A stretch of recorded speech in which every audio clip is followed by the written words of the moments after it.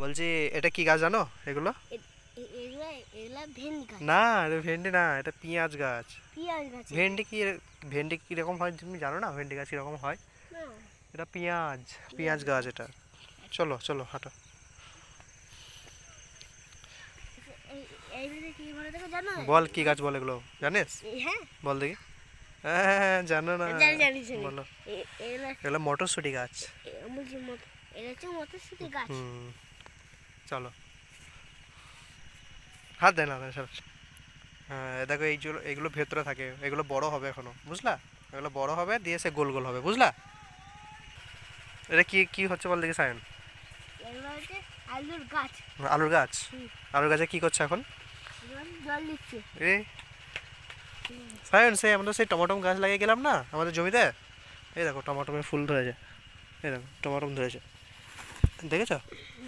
এগুলো বড় হবে আস্তে আস্তে। হাত দিও না, হাত দিও না, হাত তুলবি না, তুলবি না। চলো জমিটা দেখি, চলো ওটো।